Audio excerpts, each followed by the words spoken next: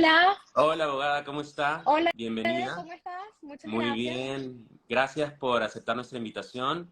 Antes de empezar, quiero contarles que Ingrid es venezolana y está en Chicago y trabaja para su propia firma, ¿correcto? Correcto, correcto. Cuéntanos un poco sobre tu expertise, qué es a lo que te especializas. Me especializo más que todo en lo que se conoce como Family-Based Immigration o solicitudes familiares, pero también, más que todo, mi enfoque principal es la parte humanitaria y los procesos de deportación. ¿Ok? Me enfoco mucho en lo que son los asilos afirmativos y sobre todo los defensivos, cuando las personas están en un proceso de deportación y pues tienen su defensa es pues, la solicitud de asilo. Claro. Y justamente por eso vamos a hablar sobre el parol humanitario, que es un Correcto, tema muy sonado en estos momentos. Así que correcto. vamos directamente con las preguntas porque la gente quiere saber. Primero, hay que empezar con algo básico. ¿Qué es el parol y qué clases de parol existen? Ok, fíjate, el parol es un beneficio que otorga el gobierno de los Estados Unidos, ¿ok? Es meramente discrecional y eso es bien importante, ¿ok? Porque no es algo obligatorio ni mucho menos, que pues simple y llanamente le permite a el gobierno de los Estados Unidos permitir que una persona ingrese al país de manera temporal o por una razón muy específica cuando no hay alguna base legal para que esa persona sea admitida e inspeccionada. ¿Okay? Hay un concepto legal que se llama admisión, ¿okay? Que eso lo que implica es que una persona en un puerto de entrada fue debidamente inspeccionada y se le permitió entrada por un oficial porque tenía algún documento o base legal que le permitiera, como por ejemplo una visa de turista, por decir algo. ¿Ok? Entonces, esto es un documento básicamente. Hay distintos tipos de parol, ¿ok? Depende pues de la autoridad que lo emita y las circunstancias. Por ejemplo, puede haber un parol para una persona que está en un centro de detención, ¿ok? Un centro de detención migratorio, cuando se le da un parol que es como una salida bajo palabra, ¿ok? Está también, por ejemplo, un documento que se llama Advance Parole, que es cuando una persona está aquí presente en los Estados Unidos y necesita salir del país por una razón específica, por un periodo de tiempo y volver a entrar a los Estados Unidos. Está el parol humanitario, varía mucho, Uh ¿ok? -huh. Pero es simple y llanamente, o sea, es algo meramente discrecional para permitir que ciertos no ciudadanos ingresen al país cuando no tienen una base legal para ello. Claro. Cuéntenos un poco más específicamente sobre el parol humanitario que vemos ahora, que beneficia especialmente a las personas de nuestros países, ¿no? Como Venezuela, ¿no? Nicaragua. Correcto. Bueno, esto básicamente es un beneficio que empezó a otorgar, empezó primero, bueno, no es algo nuevo, pero se implementó el año pasado con las personas de Ucrania, ¿ok? Pues en virtud de la guerra y de todo lo que estaba pasando, es lo que se llama pues un parol humanitario. Ese proceso lo llamaron Uniting for Ukraine o U4U, U for You. Básicamente pues para permitir que las personas que tuvieran un patrocinador o alguien que se hiciera responsable de esa persona financieramente pudiera venir a los Estados Unidos hasta por 2 años y tener un permiso de trabajo. ¿Ok? Entonces, ¿qué pasa? Con Ucrania se implementó ese programa para que estas personas pues, que están huyendo de la guerra pudieran entrar, pero siempre y cuando tuvieran un patrocinador acá en Estados Unidos, que eso lo podemos discutir más tarde. Y luego entonces deciden implementar el mismo programa para Venezuela en octubre del año pasado. El programa lo implementan y estuvo detenido un tiempito, detenido en el sentido de que pues, empezamos a ver un patrón de que no estaban procesando las solicitudes, hasta que entonces en enero el gobierno anuncia que va a incluir también a los ciudadanos de Cuba, Nicaragua y Haití. Esta vez cambió un poco las reglas porque para los venezolanos solamente dijeron que iban a haber 24,000 cupos nada más. Y luego cuando deciden unir a Cuba, Nicaragua y Haití junto con el proceso de los de Venezuela, pues el gobierno dice, bueno, esta vez vamos a dar hasta 30,000 cupos en total para los 4 países con los mismos requisitos. Tiene que tener un patrocinador acá en Estados Unidos que se haga responsable a cargo de usted Uh -huh. en la parte financiera. Vamos a tocar más sobre los patrocinadores más adelante, pero ¿Sí? hay un parol que es el 212D, de Ajá, que muchas personas les confunde. sí. ¿Puedes explicarnos las diferencias? Sí, fíjate, ese es un parol meramente discrecional, ¿ok? Que, como tú dices, confunde muchos porque eso lo otorgan mucho las personas que entran por la frontera. Como te estoy diciendo, hay una discreción y yo, pues lamentablemente, no he visto un criterio específico por el cual a unas personas se lo otorgan sí y a otras no. Yo tengo clientes en la oficina donde he visto que unas personas lo tienen, otras no, y uno dice, bueno, pero ¿por qué personas que quizás no grupos familiares, pero que me dijeron, mira, ese día entramos 10 personas y a 2 nos dieron el paro y a los demás no les dieron nada? Entonces, fue una manera de dejarlos pasar bajo esta autoridad legal de la Ley Nacional de Inmigración del 212D, pero tiene simple y llanamente, o sea, una duración muy específica. En muchos casos es cuestión de 2 semanas, 2 meses, a veces un año, ¿ok? Puede ser revocado, en este caso la autoridad que lo emitió fue CBP o Border Patrol, puede ser revocado en cualquier momento, pero también por ciertas circunstancias uno podría pedir su extensión. Claro. Pero bueno, no está garantizado. ¿Ok? Y a muchas personas lo toman como que están recibiendo el parol humanitario que empezó con Ucrania, del que estábamos hablando. Me gustaría que deje claro que son diferentes. No, son totalmente diferentes. Primero porque esas personas, por ejemplo, y estoy poniendo eso como un mero ejemplo porque ese tipo de parol hay distintas circunstancias en las que se puede otorgar. Lo que pasa es que pues nos quedaríamos aquí horas y horas Ujú. conversando. Pero yendo muy específicamente a la frontera, que quizás es el escenario más común, ¿ok? Esas personas simplemente vienen acá al país a ingresar, pero no tienen una base legal para ello.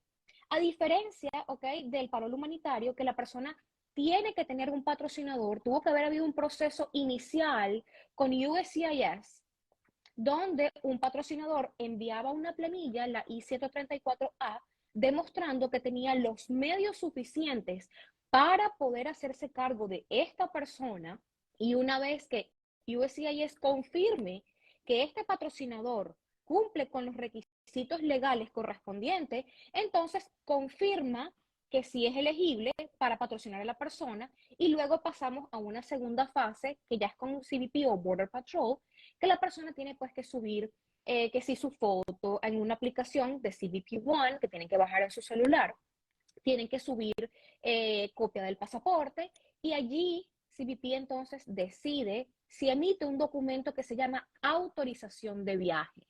Si CBP dice que no va a emitir la autorización de viaje, la persona no va a poder entrar a los Estados Unidos, no va a poder viajar. Pero no se debe confundir autorización de viaje con parol, porque la autorización de viaje es eso, permite que la persona pueda montarse en un avión o venir acá, y en el puerto de entrada, el oficial de Border Patrol es quien otorga el parol de manera definitiva.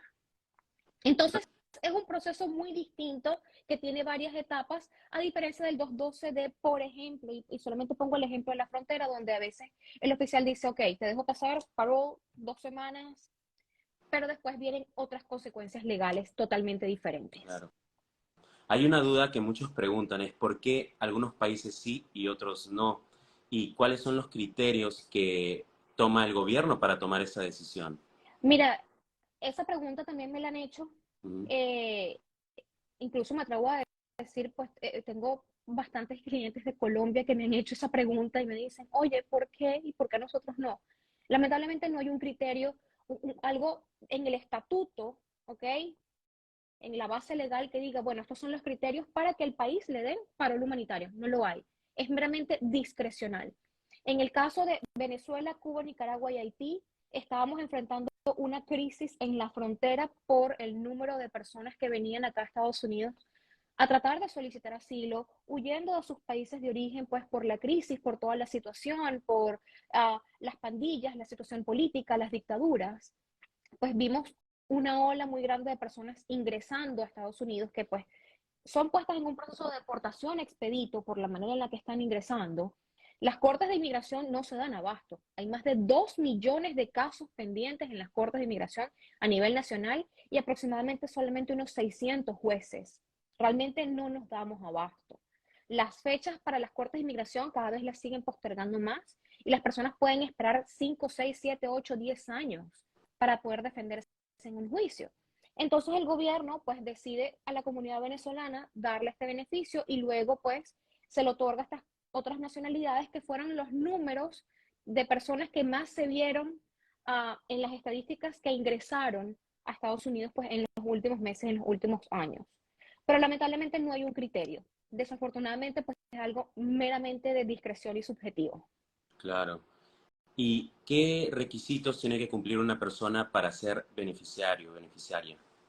Ok, para ser beneficiario, okay, pues la persona tiene que ser nacional del país designado para este beneficio. Por poner un ejemplo, Ucrania. La persona no puede tener doble nacionalidad. La persona no puede ser residente permanente en otro país y no puede tampoco tener estatus de refugiado en un tercer país. Aunado a ello, pues también va a pasar esa persona por un proceso de revisión exhaustiva de sus antecedentes penales. Porque personas que tengan antecedentes penales graves, pues obviamente no les van a dar la autorización de viaje. Por ejemplo, yo recuerdo que en el caso de Venezuela, cuando yo estaba leyendo las instrucciones, ahí también decían que personas, por ejemplo, que hubiesen tenido orden de deportación en los últimos 5 años, pues tampoco eran elegibles. Pero como acá hay mucha discreción, pues también vimos situaciones de personas que tenían una visa de turista, por ejemplo, y les negaban el permiso de viaje, algunas sí, otras no. Y tú decías, bueno, pero ¿por qué si no hay nada negativo? Entonces, no había como esa comunicación entre USCIS y CBP, pero básicamente esos tienen que ser los requisitos. No tener doble nacionalidad, antecedentes penales limpios, no tener residencia permanente en un tercer país, no tener estatus de refugiado en otro país, y pues básicamente eso. Y no haber tenido una orden de deportación en los últimos 5 años. Y claro, para poder tener esto necesitan un patrocinador. ¿Quién puede ser patrocinador? Esa es una de las preguntas Sí, que más hacen. sí. Patrocinador, fíjate, y aquí es donde es la parte más importante porque se ha prestado para muchas estafas. Yo he hecho videos y he hecho posts donde pues se han visto una serie de estafas terribles, pues donde juegan con la necesidad de las personas. Patrocinador puede ser cualquier persona, ¿ok? Que esté físicamente presente acá en los Estados Unidos, ¿ok? Que tenga estatus legal en el país, ya sea un ciudadano americano, un residente permanente, una persona con un asilo aprobado, una persona con un TPS aprobado, por poner un ejemplo. Pero tiene que tener un estatus legal que le permita hacer eso. Personas, por ejemplo, con un asilo pendiente no califican. ¿Ok?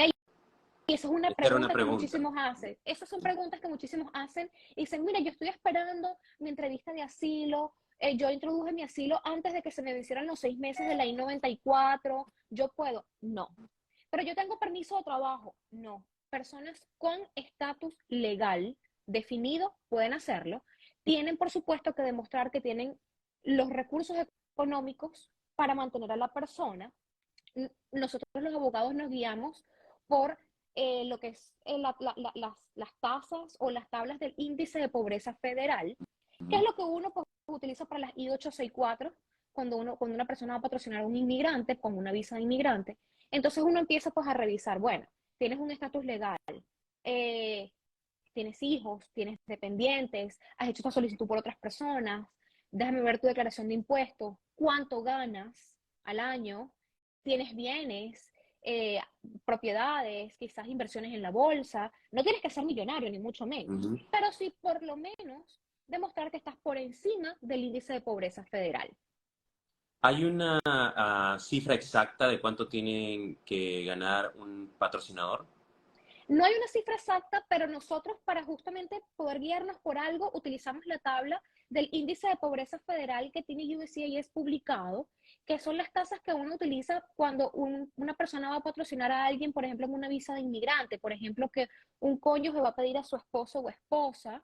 Entonces, pues hay que demostrar que también esa persona tiene los medios para hacerse cargo de esta persona, porque justamente el gobierno lo que quiere evitar es que estas personas se conviertan en carga pública. Ese Claro. es el fin. Entonces, nosotros, aunque no hay nada específico, pues nos guiamos es por esa tabla. Entonces, uno con esa tabla, uno va viendo, bueno, si son dos personas, entonces hay que ganar estoy diciendo números a modo de ejemplo, tiene que ganar por lo menos $25,000. Si son 3 personas, por lo menos $30,000 y así. Entonces uno va viendo el número de personas que aparecen allí en la tabla y todo eso, entonces uno va sacando la cuenta y uno va viendo, pues con los impuestos de las personas, las W2, los talones de pago, si tienen bienes que puedan ser convertidos en efectivo en los próximos 12 meses, para entonces poder jugar con todo eso para poder patrocinar a más personas. Perfecto. Y las personas que vienen con el paro humanitario buscan quedarse aquí. Sí. Entonces, una de las preguntas que muchos tienen es, ¿hay un camino a la residencia, la ciudadanía con el paro humanitario en estos momentos? Lamentablemente no. Esto es simplemente una manera de permitir que las personas vengan de una manera legal y organizada, ¿ok? Para los Estados Unidos, pues para bajar toda esta crisis que estaba pasando en la frontera, pero no da camino ni a residencia ni a ciudadanía, desafortunadamente. Eso por sí solo no hay un camino. Las personas, pues, si el parol dura 2 años, a los 2 años se tienen que ir, a menos pues que por discreción el Ejecutivo decida extender el programa. Pero sabemos que el programa ahorita pues está en peligro por la demanda que interpusieron estos 20 estados republicanos donde quieren que se cancele el programa. Entonces, pues no hay ningún camino específico porque para poder tener algún acceso a ese beneficio tendrá que haber un cambio en la ley y ahí tendrá que actuar el Congreso donde otorgue algún tipo de camino a la residencia de la ciudadanía. Entonces, ya sabemos que en estos momentos eso no es posible, pero puede cambiar y aún no se sabe qué pasaría después de los 2 años. No se sabe. Hasta ahora solamente son 2 años. Eso es todo lo que se sabe y eso es todo lo que dura. ¿Ok? Las personas una vez que ingresan acá, que el oficial en el puerto de entrada les da el parol, les da el permiso por hasta 2 años. Es discreción de la persona, del oficial también si quiere darlo por 1 año y 8 meses, 1 año y 9 meses, pero bueno, son hasta 2 años. Y hasta ahora no he visto que alguien que se lo hayan dado por menos. A todos los que he visto, pues se los han dado por sus 2 años o quizás 1 año, 11 meses y 28 días, por Nada. así decirlo. Pero no se sabe qué va a pasar. Evidentemente, pues entendemos la desesperación de las personas de traerse a sus familiares, amigos cercanos, pero también tienen que estar conscientes de que a la hora de, si no tienen otra vía migratoria por la cual puedan quedarse, pues, y esto no lo extienden, se van a tener que ir. ¿Y cuántas personas puede patrocinar un patrocinador? ¿Hay un límite? No hay ningún límite. Yo lo que digo, el límite es el dinero. El que Mm. tenga dinero y pueda hacerlo, que lo haga. Si tú tienes el dinero, Eden, y tú me dices, mira, Ingrid, yo me gano $1 millón al año y bueno, yo voy a ser patrocinador de 100 personas, de 50 personas, pues chévere, o sea, vamos a revisar tus ingresos y no hay ningún límite. Lo que importa es que te hagas cargo de esa persona cuando llegue al país. Claro. Vamos a ir con varias preguntas que ha estado haciendo la gente y tenemos aquí específicas. Ok, Dice, por ejemplo, esta. Mi mamá vino a Texas con parol. ¿Puede ir a Puerto Rico de vacaciones por 15 días? bueno, depende del tipo de parol, ¿ok? Con que haya venido, ¿ok? Porque Supongamos que no, es el parol humanitario. ok, suponiendo que es el parol humanitario, ¿ok? En teoría, sí podría, ¿ok? Viajar a Puerto Rico, porque bueno, está aquí dentro del territorio de los Estados Unidos, ¿ok? Bueno, siempre, pero bueno, yo soy bien conservadora en ese aspecto cuando la gente quiere viajar a Puerto Rico y a Hawái, sobre todo a Puerto Rico, sobre todo personas que tienen asilo pendiente, porque ha habido circunstancias, encuentros de personas con TSA en el aeropuerto y los han deportado, o si desvían el avión por una falla técnica a República Dominicana, entonces van a tener que pasar por inmigración, ¿ok? Entonces, yo esas cosas prefiero evitarlas, pero bueno, en la teoría, si se podría, la recomendación ya es otra cosa. Ya digo que consulten por favor con su abogado en su caso en específico. Claro, porque todos son diferentes. Hablamos Correcto. de esto un poco, de esta pregunta que viene, es Uh -huh. sobre a qué países se incluyen, pero muchos están preguntando sobre Colombia. A ti también te han preguntado, nos dijiste. Sí, ¿Se sabe algo de algún alivio migratorio para colombianos que se acerca?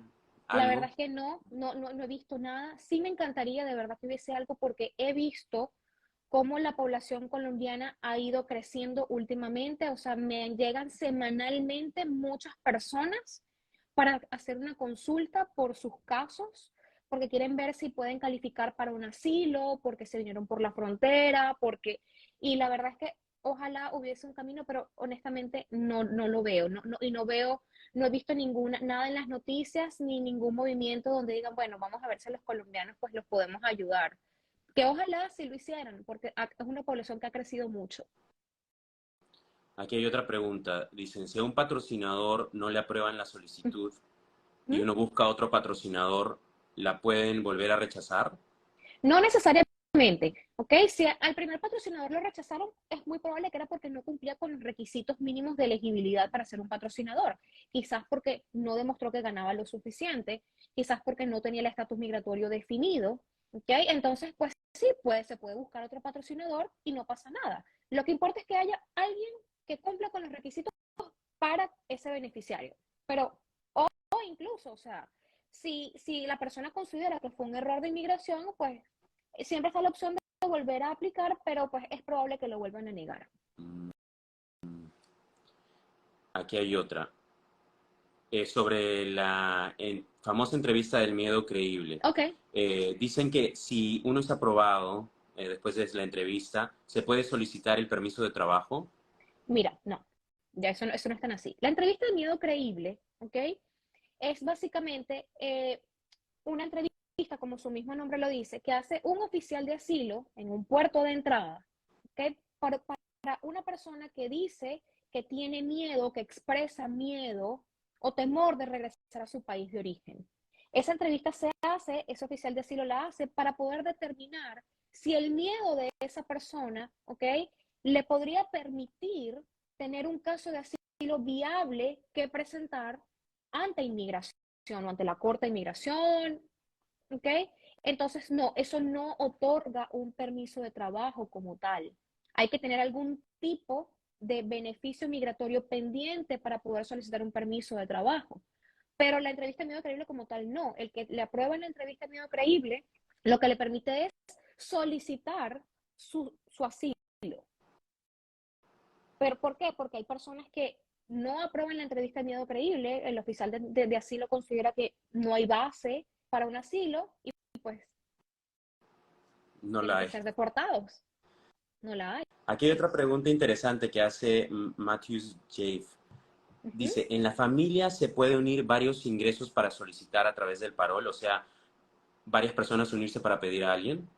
Sí se podría, pero eso hay que evaluarlo. Uno, lo más importante, el estatus migratorio de la persona o el principal que va a hacer la solicitud. ¿Ok? Pero en cierta forma sí se podría. Hay personas, por ejemplo, que tienen una empresa y entonces utilizan los ingresos de su empresa Ujú. para, o quizás dos personas que a lo mejor vamos a suponer dos personas que tienen TPS aprobado, pero no ganan mucho entre los dos, entonces entre los dos juntando, pues sí pueden, uno puede ser el patrocinador y el otro puede servir como copatrocinador. Sí se puede. Otra cosa que nos están preguntando bastante es sobre solicitudes de menores para el parol humanitario. Uh -huh. ¿Un menor de edad puede viajar con una persona que no sea su familiar? Por ejemplo, suegro, suegra. No, un menor, este programa no está hecho para menores. Los menores de edad tienen que viajar con uno de sus papás, con su papá o con su mamá, o con una persona que tenga la custodia legal. Y por custodia legal, entiéndase una custodia emitida por la autoridad respectiva del país o por sentencia judicial. Por ejemplo, en el caso de Venezuela, la custodia se da o se quita por vía judicial, porque un Claro. tribunal la otorgó o la revocó. Entonces, si por ejemplo aquí están papá y mamá y dejaron al niño en Venezuela a cargo de la abuela, entonces el niño no va a poder viajar con la abuela. Tiene que viajar con alguno de sus padres o a menos que a la abuela hagan un trámite, un juicio y le otorguen la custodia legal para poder viajar. Si no, no pueden hacerlo. Perfecto. Otra. ¿Cuánto tiempo demora todo el proceso hasta llegar a los Estados Unidos? Hay muchas personas preocupadas sobre esto. O sea, me imagino Sí, que cuánto tiempo demora en que lo aprueben. sí, de principio a fin, ahorita no hay tiempos de espera. Ujú. De verdad que Mm, no lo hay. al principio, cuando, por ejemplo, al principio cuando salió para Ucrania, empezó muy rápido, Ujú. después empezó, obviamente, a medida que las solicitudes aumentaban, obviamente comenzó a hacerse más lento. Con el caso de Venezuela, igual, las primeras 2 semanas era muy rápido. Hubo abogados que reportaron que lo hicieron el segundo día y ya a los 3 días tenían la autorización de viaje. Pero bueno, ya esas cosas se han ido retrasando. Yo tengo casos de finales de octubre, de noviembre, de diciembre pendientes y de enero todavía estamos esperando. No hay tiempo de espera, lamentablemente. Aquí hay otra pregunta que creo que está clara, pero quizá muchos la tienen. ¿Los que entran con parol pueden viajar a su país de origen dentro de esos 2 años? Mira, eso es algo que hemos estado investigando porque no hay nada escrito en específico, ¿ok? Pero es probable que quizás con algún tipo de autorización de viaje o con algún tipo de permiso de viaje emitido por inmigración, ¿ok? Pero como es por 2 años, esos permisos de viaje pueden quizás llegar a tomar muchísimo tiempo. Entonces quizás no de tiempo. Por ejemplo, yo tengo permisos de viaje por TPS que solicité y tienen año y medio esperando. Ahora, algo sobre la demanda de los estados republicanos, Uh ¿no? Que muchos tienen -huh. miedo por eso. ¿Qué se sabe hasta Sí, el día de hoy que pueda lo que, pasar se, con el parol? lo que se sabe hasta el día de hoy es que los estados republicanos demandaron, están pidiendo que se ponga un parado a este programa porque, bueno, dicen que pues, el gobierno abusó de su autoridad, que no tienen los recursos para luego sacar a todas estas personas luego de cumplidos esos 2 años. Entonces, hasta ahora, pues es eso. Hay una demanda, hay que esperar a ver qué va a decir el juez al respecto. Hasta ahora el programa sigue. Y yo le digo a las personas, sigan aplicando. Mientras esto no sea detenido, las personas igual pueden seguir aplicando. Los que tengan la autorización de viaje, por favor, yo les digo a todos, viajen ya mismo. Ayer, a mí me llamó una clienta Mm, esta semana que también me dijo, oye, me iba a traer a mi prima en marzo, a finales de marzo, principios de abril, ¿qué hago? No, cambia el pasaje. mm. No se sabe qué puede pasar y como esto lo pueden parar en cualquier momento, pues los que tienen su permiso de viaje ya aprobado, señores, montense en un avión y vénganse lo más pronto posible. No esperen. Claro, por ejemplo, aquí hay una pregunta sobre lo que hablábamos de los niños. Dice Félix, ¿el sponsor, que no es padre ni madre, puede Uh ir a -huh. buscar a sus beneficiarios menores? Ya los menores tienen la autorización, dice Félix. Ok, pero es que los niños tienen que viajar con papá o con mamá o con alguien que tenga la custodia legal. aunque, Solos no pueden viajar. aunque tengan la autorización, entonces eso queda O claro. sea, eso, o sea, esto no es un programa que está hecho para los niños, o sea, los niños, y eso está bien claro allí en las reglas. Solamente tiene que viajar con alguno de sus padres o una persona con la custodia legal, más nada.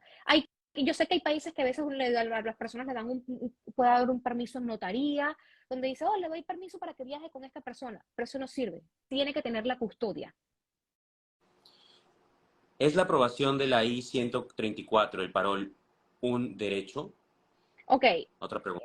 es la I-134A, no es un derecho, es un beneficio, ¿ok? Porque el patrocinador básicamente se está comprometiendo con el gobierno de los Estados Unidos que se va a hacer cargo pues, de esta persona, que esta persona no se va a convertir en una carga pública, pero no es un derecho. Nosotros aquí, miren, lamentablemente, y esto es algo que tiene que quedar bien claro, nosotros acá como inmigrantes, incluso hasta residentes permanentes, no necesariamente gozamos de muchos derechos, o sea, nosotros tenemos beneficios. Pero no, el paro humanitario no es un derecho, es un beneficio que estamos otorgando y que puede ser revocado también en cualquier momento Ujú. como tal. Otra pregunta, vamos. Uh -huh. ¿Cuáles son tus recomendaciones para las personas, tanto beneficiarias como patrocinadores, que buscan ser parte del parol humanitario? Bueno, mira, mi recomendación principal, uno, no caigan en estafas, no caigan en esas historias de personas que inescrupulosas que te dicen, si me pagas tanto, yo te patrocino. No caigan en eso. Ha habido muchas estafas, estos supuestos patrocinadores, después que reciben el dinero para supuestamente servir como patrocinador, se desaparecen, se desaparecen de redes sociales, de Facebook, de Instagram, de todos lados. No, yo entiendo, de verdad, si hay algo que yo entiendo es la desesperación de las personas, porque la situación de nuestros países es bien difícil, pero de verdad hay que pensar las cosas con cabeza fría y no ponerse a estar dándole dinero a personas que no conocemos y menos personas que de buenas a primeras por un intercambio de dinero ofrecen algo así como así. Entonces, esa es mi recomendación, no caigan en estafas. Okay. 2, el patrocinador tiene que entender cuáles son sus responsabilidades de la I-134A. El beneficiario también tiene que entender que, pues, al venir para acá, tiene que sacar su permiso de trabajo, tratar de adaptarse pues, a este país y a la cultura, trabajar, declarar sus impuestos, ser un buen ciudadano, cumplir con las reglas.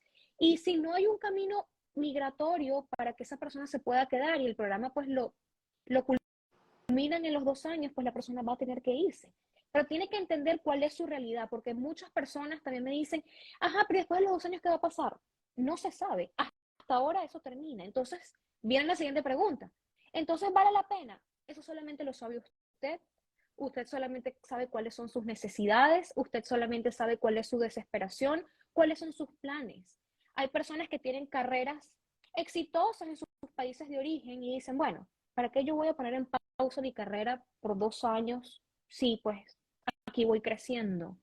Cada quien tiene que evaluar sus propias circunstancias. Eso lo mencionaste un poco, pero quizás sería bueno que hables un poco más de eso. Si ya tuvo una deportación, ¿puede ser parte del parol humanitario? Las reglas dicen que si hubo una deportación en los últimos 5 años, la persona no califica para ser beneficiaria. Sin embargo, CBP o Border Patrol, que es el ente que se encarga de emitir la autorización de viaje, está en toda su discreción de revisar esos récords migratorios y si ellos no quieren otorgar la autorización de viaje por un tema discrecional, no lo otorgan. De hecho, hubo abogados que reportaron que con las personas de Ucrania, por ejemplo, personas que tenían algún tipo de historia migratoria negativa en el pasado, vieron muchas negativas de la autorización de viaje. Entonces, una cosa es la teoría, otra cosa es la práctica, pero recuerden siempre que esto es un programa que es meramente discrecional. Y por ello, entonces, cuando la autorización de viaje dice no fue, no fue aprobada, no fue aprobada, no dan razones, no dan motivos, no te dicen por qué, no lo puedes apelar tampoco. Entonces, hay que tener eso en cuenta. Otra pregunta. Los que vienen con parol humanitario pueden tener permiso de trabajo y quizá puedes hablar sobre el tiempo, etcétera. Sí, uno de los beneficios y de los grandes beneficios de las bondades de este parol humanitario es que las personas vienen para acá hasta por 2 años para vivir y trabajar legalmente en los Estados Unidos. Entonces, entre esos beneficios es solicitar un permiso de trabajo y un número de seguro social. De hecho, en la planilla I-134, esa es una de las cosas que se mencionan allí.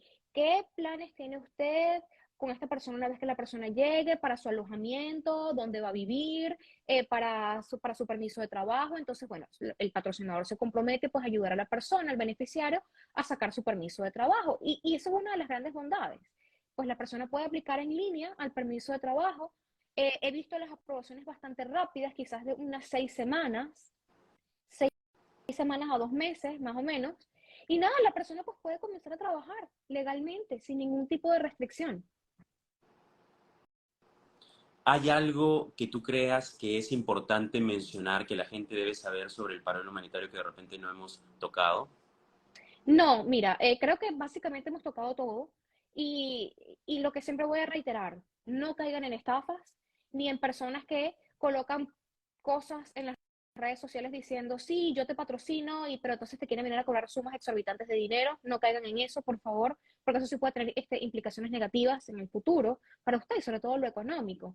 Y 2, pues venga hasta ahora con una realidad y con la conciencia de que esto es por 2 años, nada más, y que no sabemos qué va a pasar después de esos 2 años.